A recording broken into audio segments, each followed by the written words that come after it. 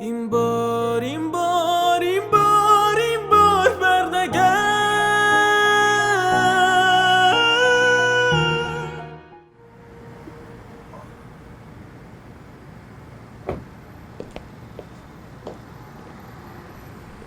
بابا روحا چی شده امروز؟ چه بغلی کردین؟ دلم براتون تنگ شده بود. دروغ میگی. راستشو بگو ببینم چی شده؟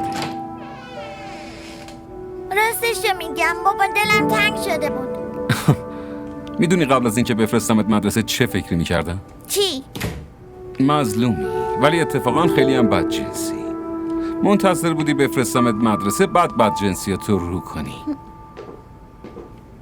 بابا امروز که رفتم مدرسه مامان اونجا وایستاده بود، منو بغل کرد و گریه کرد. خیلی هم گریه میکرد.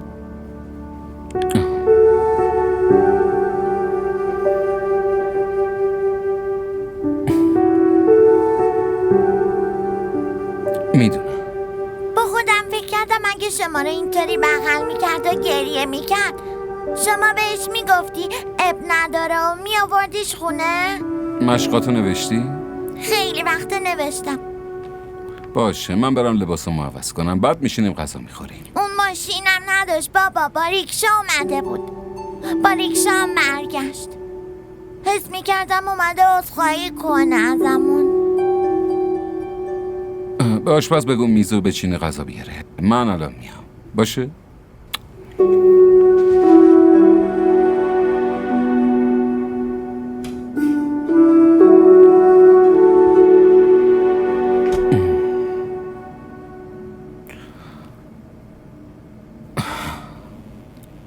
ماشینم نداشت بابا، با ریکشا اومده بود.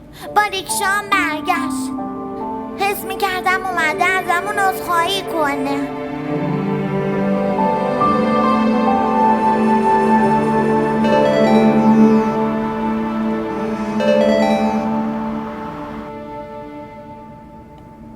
الو. تلویزیون رو دیدی؟ نه همین الان رسیدم خونه. یعنی خبرش هم نشنیدی؟ چه خبریه؟ خب شهیار احمد و اطلاعات دستگیر کرده. زنش هم همه چی ازش گرفته.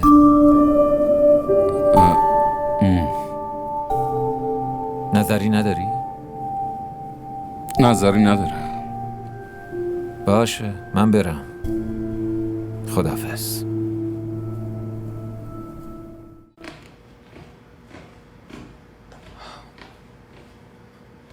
نظری ندارم. تو راست میگفتی. اونو نابودش کردی. البته خوشحالم نمیشه اگه بشنوه کسی که نابودش کرده خودش افتاده پشت میله های زندان. داری اشتباه میکنی سلمان. اونو شهیار نابود نکرد. میتونم امشب تو خونتون بمونم. تو نمیتونی پیش من کار کنی. برای اینکه من با دانیال شریک شدم. تو همون شرکت اتاق روبرویمه. ولی بازم سعی تو بکن. منم جای دیگه برات میسپارم. اگه خبری شد بهت زنگ میزنم.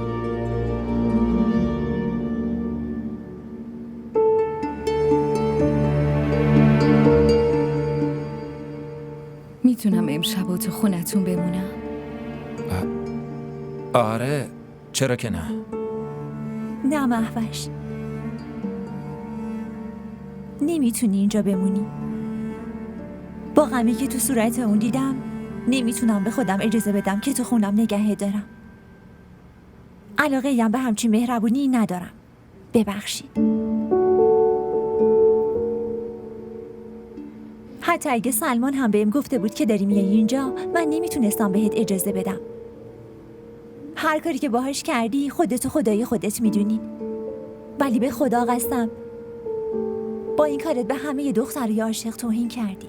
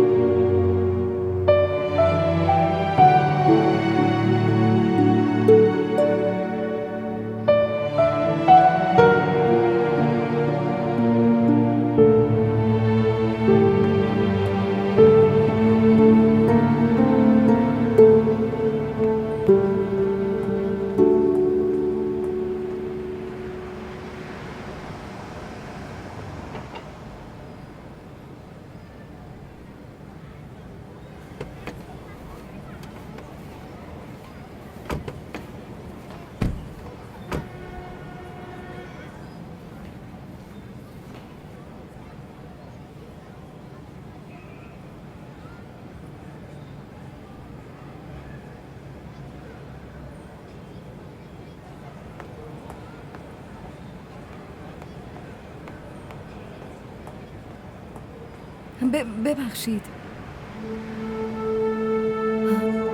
اومدم شما رو ببینم. خیلی وقتتونه نمیگیرم، قول میدم.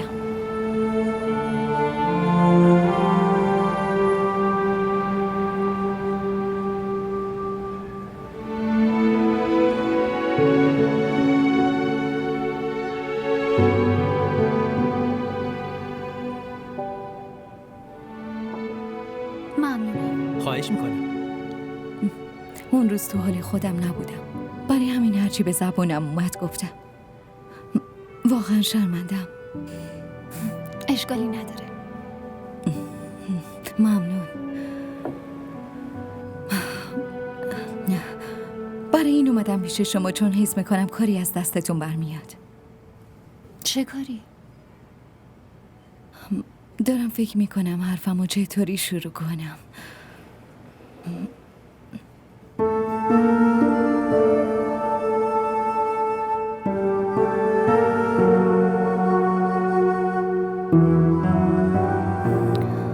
اون داره باهاتون ازدواج میکنه؟ خبر دارم، شکی توش نیست. فقط برای دل خودم میپرسم. اون روز که به دانیل زنگ زدم و شما جواب دادین حس کردم شاید اگه بگید نه هم من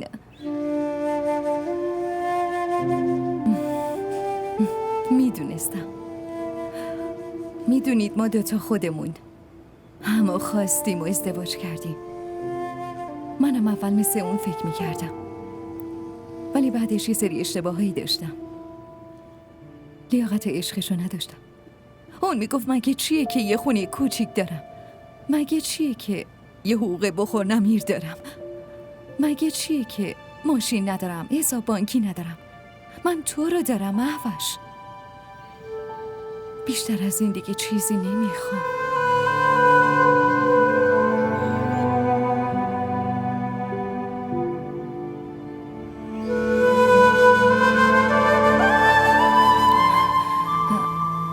الان کلاس ندارین؟ نه اگه کلاس داشتم قطعا بعد کلاس می اومدم ببینمتون. آره داشتم میگفتم من نتونستم خیلی عشقشو باور کنم. دارم فکر میکنم برای چی با وجود همه کارام بازم میخواست جلومو بگیره. روزی که طلاق گرفتیم اون روزش خیلی تلاش کرد، ولی من رفته بودم. نمیخواستم وایسم. قبول دارم اشتباه کردم، ولی اینم میدونم که اشتباه پیش میاد دیگه. من اینو قبول ندارم. به نظرم دختری که ازدواج کرده اجازه یه همچین اشتباهی رو نداره، مخصوصا اگه مادرم باشه. مادر اگر همچین اشتباهی کنه بهش نمیگم اشتباه، من میگم گناه. مردا همچین اشتباهی نمیکنن. من 1000 تا زن میشناسم که چند روز میشینن و گریه زاری میکنن، بعد شوهرشون رو میبخشن. اصلا یه جوری فراموش میکنن که انگار نه انگار. پدرم میگفت حتما حق تو از مردا بگیر، ولی سهمی از حقشون رو نخوا. یعنی میگی مردا حق دارن اشتباه کنن؟ نه من اینو نگفتم. من میگم بخشیدن برای زن راحت تره. چرا؟ چون مرد نیست که بچه رو به دنیا میاره، زنی که بچه رو به دنیا میاره. تربیت نسل به محبت و دلسوزی اونه. به هر حال این فقط نظر منه، ممکنه شما موافق نباشید. حالا یه دفعه چی شد؟ شما که با شهریار احمد ازدواج کرده بودی. همه ازدواج نکردیم. منو گول زد. موقع ازدواجمون زنش از راه رسید. وقتی هم که زنش شدید موش شد. شما اسمتون هانیه بود درسته؟ بله. آره هانیه. داشتم میگفتم که اتفاقا خوب شد. سزای گناهامو دیدم. شما درست میگفتی. من پیش اون گناه کردم.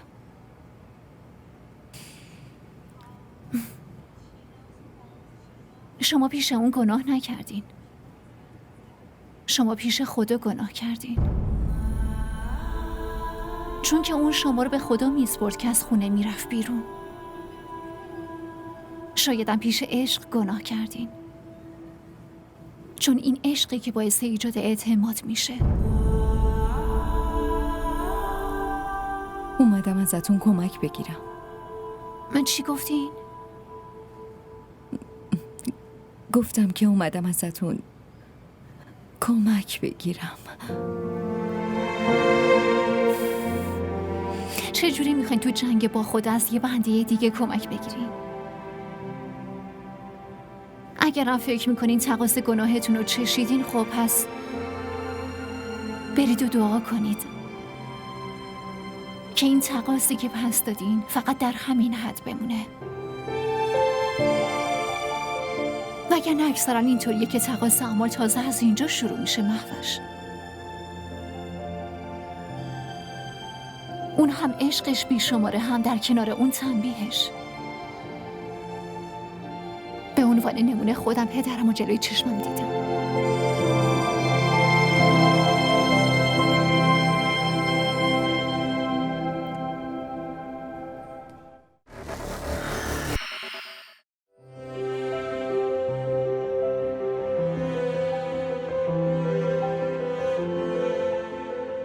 تو مشکل چیه؟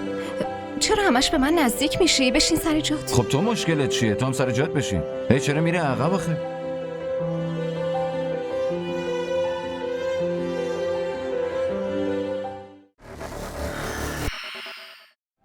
ایدال 18%، پوشاک استار 20%، نجمیه 18%، حتی نساجی ناصر هم 18% افزایش داشته. تو 1 سال و نیم گذشته این سهام همیشه افت داشته و فقط یه بار 10% بالا رفته. سلمان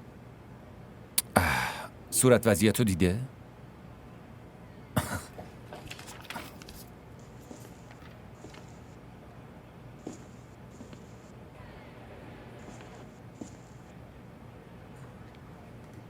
میتونم بیام داخل قربان؟ خفه شو بابا، بیا تو. سیگارتو خاموش کن لطفاً.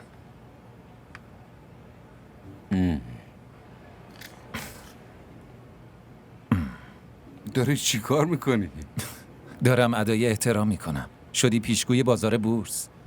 ارادت. اینو ببین.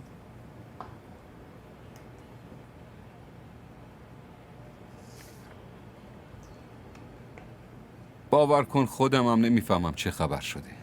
به این فکر نکن که چیزی نمیفهمی. اینو بگو که کسی که بهت خبر میده اون کیه؟ بگو خب کیه؟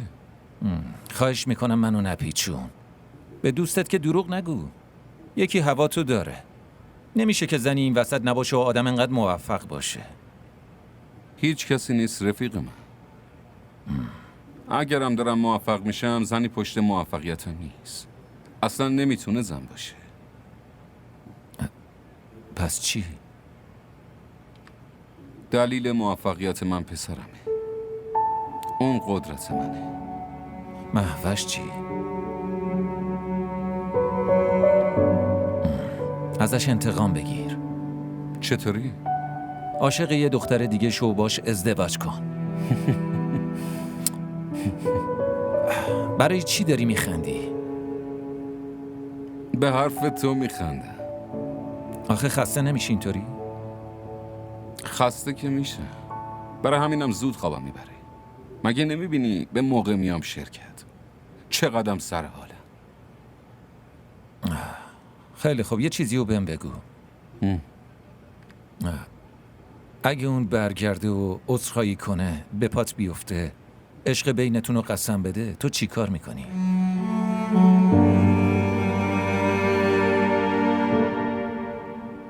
جدی پرسیدی؟ آره؟ به عشق قسم؟ به عشق قسم. دیگه چیه داداش؟ باز برای چی میخندی؟ یه تجربه‌مو بهت بگم. عشق وقتی زمین بریزه دیگه عشق نیست. اینم که گفتی اگه به پام بیفته و عشق اولمون رو قسم بخوره، بیشتر به خاطر اون خندم گرفت. آخه کسی که برای عشق جدید عشق اولشو قسم بخوره عشق اول نبوده.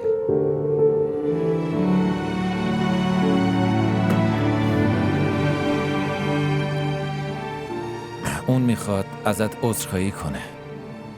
خیلی پشیمون شده. مهوش؟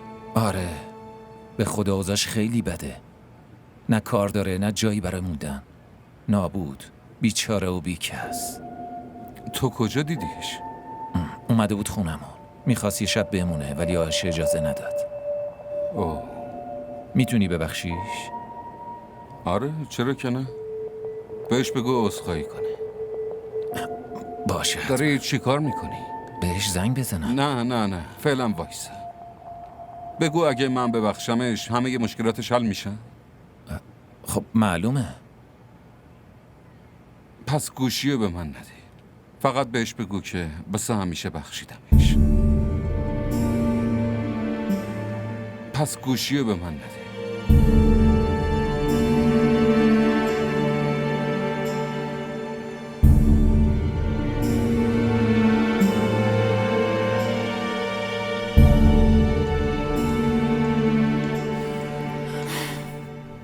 امروز اومده بود دیدنم. کیو میگی؟ مهوش. به به. چرا اون وقت؟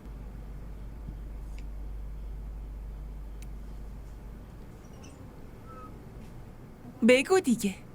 برای چی اومده بود دیدنت؟ فکر کرده بود یه چیزی بین ماست. شاید فکر کرده داریم ازدواج میکنیم. چی گفتی؟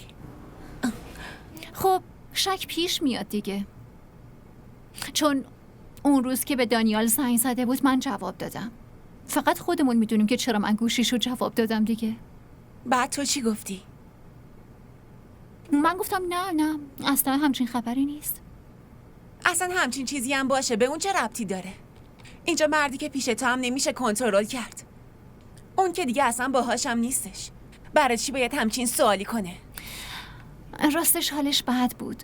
شهریار ولش کرده رفته. اینم تفلک روسیا برگشته خونش. گناه داره بیچاره. بیچاره؟ آخه بایدم ناراحت باشه. خیلی به بیچاره بد کردن. بیچاره دلش شکسته. بیچاره. بس کن متینه. اینقدر مردمو مسخره نکن. تو هم تمومش کن خب. بیچاره کلمه کوچیکی نیست که بخوای وصلش کنی به مهوش. بهش نمیاد. تو یه معلمی بابا. خجالت نمیکشی به اون میگی بیچاره؟ وقتی میبینمش دلم براش میسوزه. میدونی جلوی من هی بغض میکرد. میخواست گریه کنه ولی خودشو نگه میداشت. شایدم فکر میکرد برای چی باید جلوی من گریه کنه. متینه بس کن دیگه. من واقعا دلم برای اون میسوخت. دانیال تماسشو جواب نمیده نه؟ نه اصلا بهش زنگی نزده. ازش که پرسیدم گفت با چه رویی بهش زنگ بزنم. حالا میزنه. چطور؟ ای بابا اومده بود تو رو چک کنه دیگه. الان که فهمیده سر راش نیستی حالا دیگه زنگ میزنه. تو برای همین سیم کارت تو از گوشی بابا برداشتی که راه باز شه. اونم یه راست پاشه بره خونش.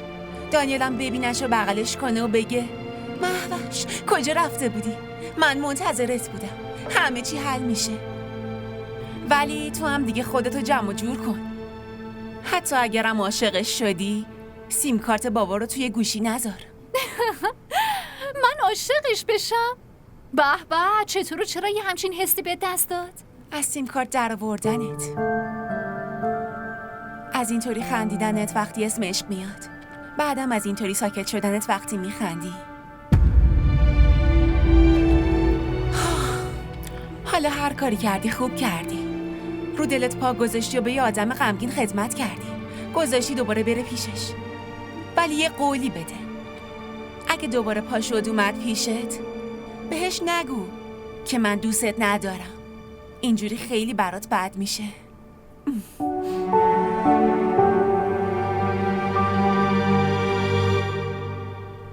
گوش کن. حالا بشین فکراتو بکن، بعداً گوش میدم.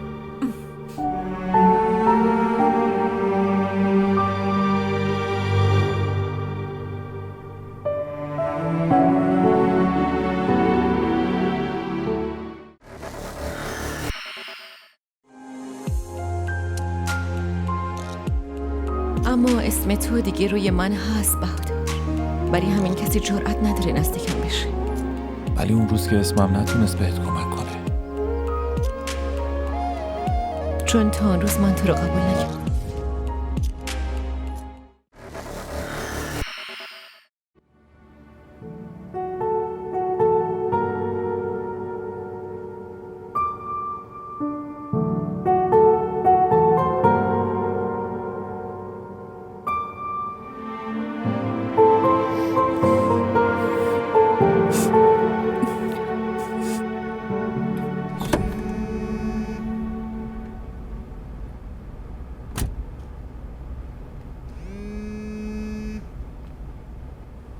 الو؟ الو؟ الو؟ دانیال، بله خودم. شما؟ شماره منو پاک کردی درسته؟ مهوش؟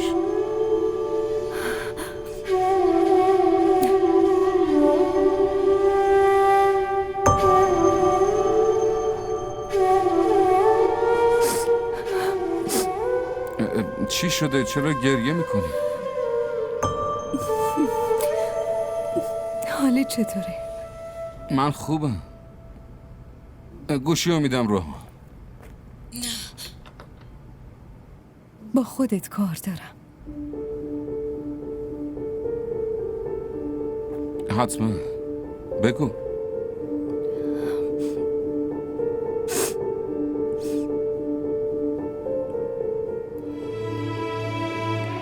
میخوام ببینمت. اینو لطفاً نخواه. من نمیتونم. چرا؟ 5 ماه شده به خودم قبولوندم، فهموندم نمیتونم ببینمت. حتی دیگه نمیتونم صدات کنم. حتی نمیتونم بگم ببین مهوش، دکمه لباسم افتاده.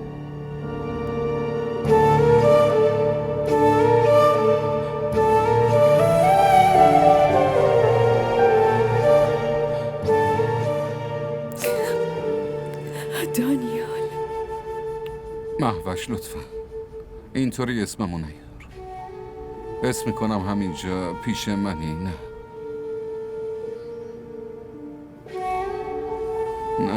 نه تو اینجا نیستی.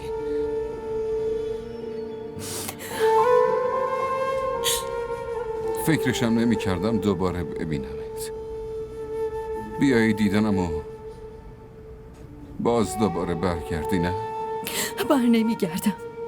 دستمو بگیری و نگهم داری. به جونت قسم بر نمیگردم. میخواستم نگهت دارم. بهت که گفتم نرو. قسمتم دادم. مگه یادت نیست؟ فقط همونو یادمه. چشمم ترسیده. دیگه به هیچ کس نمیگم نرو. اینم نمیگم کسی که رفته دوباره برمیگرده.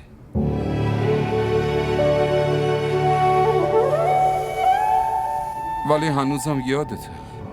خیلی به یادت میفته. مخصوصا اون موقع یادم میای که یکی با افتخار از عشق یا تعهد داشتن به عشق حرف میزنه.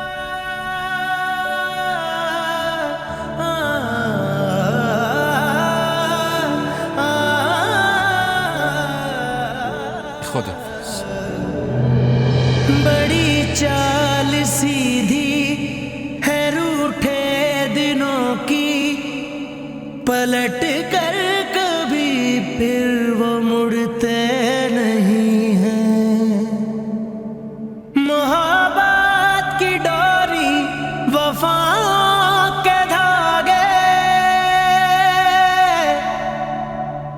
अगर टूट जाए तो जुड़ते नहीं हैं, फकत एक मुलाकात मांगी है तुमसे, मिलाकर नजर को गुजर जाइएगा।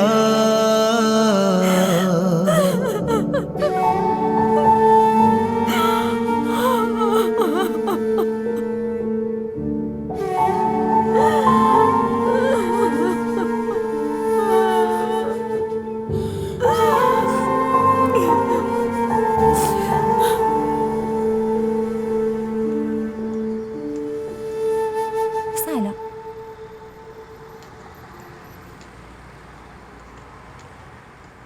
سلام. تو آشپزخونه چی کار به میکنی؟ موقع اومدی. دارم برات قهوه درست میکنم. از بس دوست دارم. دوستم داری یا ازم میترسی؟ اینجوری میشه سلمان. یه دختر بد به خاطر نابود کردن زندگیش 10 تا دختر خوب و بدنام میکنه. برای همینم دیشب نذاشتم اینجا بمونه. نمیتونم با آدمای خیانتکار همنشین باشم. بسه بابا، این حرفا چیه میزنی؟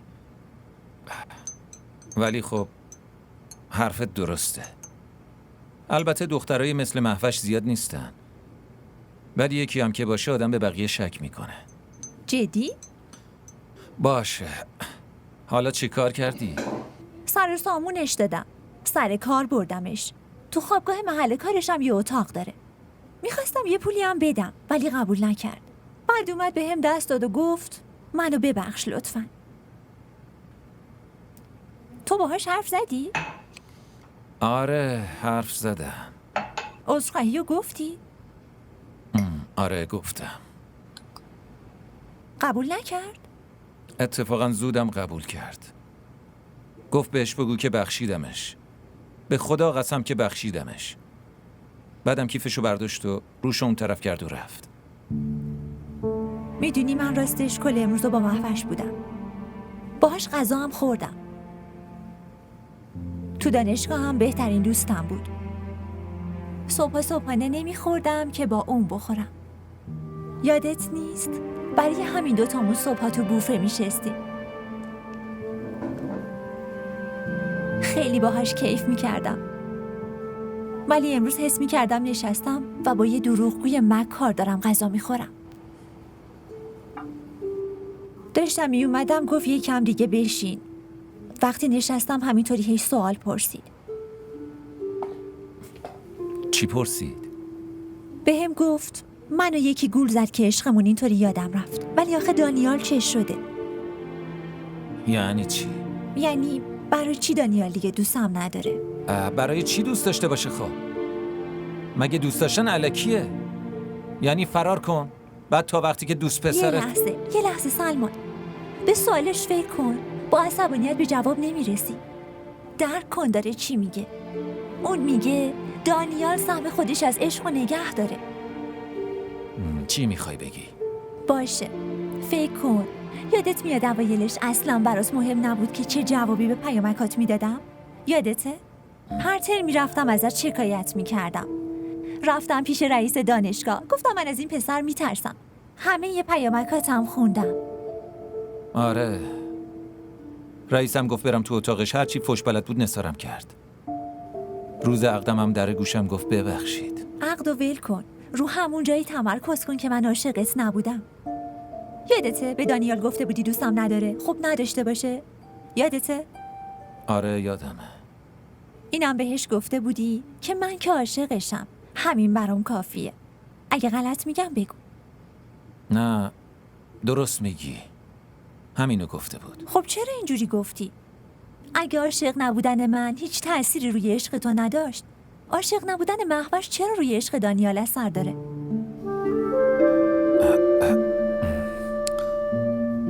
خب میدونی تو خیلی باهوشی. جدا؟ راستش نیستی.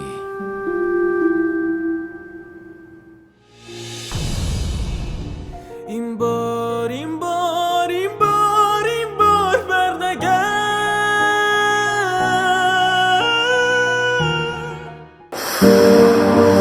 بچه هستی. برای همین نتونستم بهش بفهمونم که بدون محوش نمیتونم زندگی.